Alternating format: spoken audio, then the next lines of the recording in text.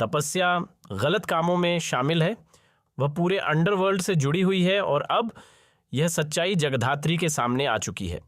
लेकिन आपको यह जानकर और भी हैरानी होगी कि सिर्फ तपस्या ही नहीं बल्कि उसकी माँ यानी जगधात्री की आई भी इन्हीं गैर कानूनी कामों से जुड़ी हुई है। यही वजह है कि अब माया उसे धक्के देकर घर से बाहर निकालने वाली है। आखिर ऐसा क्या हुआ कि माया को इतना बड़ा कदम उठाना पड़ा? क्यों उसने जगधात्री की आई यानी तपस्या की मां को घर से निकाल दिया? आइए इस रिपोर्ट में आपको पूरी खबर विस्तार से बताते हैं। लेकिन अगर आपने अभी तक हमारे चैनल को सब्सक्राइब नहीं किया है तो अभी कर लीजिए और बेल आइकन भी जरूर दबा दें।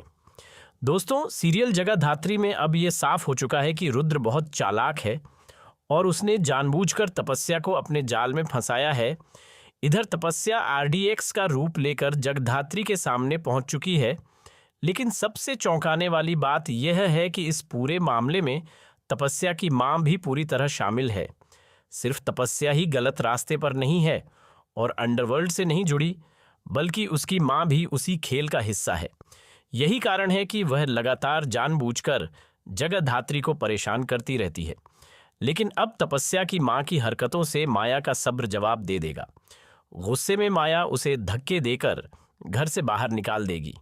माया साफ कहेगी, क्या आपको बिल्कुल शर्म नहीं आती?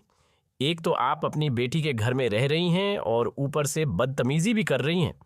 मैं काफ़ी समय से देख रही हूं कि आप जानबूझकर जगधात्री को परेशान करती हैं, उसे तंग करती हैं और वह फिर भी आपको कुछ नहीं कहती। लेकिन अब आपका यह नाटक बिल्कुल नहीं चलेगा। इसके बाद माया तपस्या की मां को धक्के देकर बाहर निकाल देगी। दूसरी तरफ जगधात्री के सामने भी बड़ी चुनौती खड़ी हो जाएगी। वह इन हालात को संभाले या फिर तपस्या की हरकतों पर नजर रखे। आप सभी जानते हैं कि तपस्या RDX बनकर पब तक पहुंच चुकी है।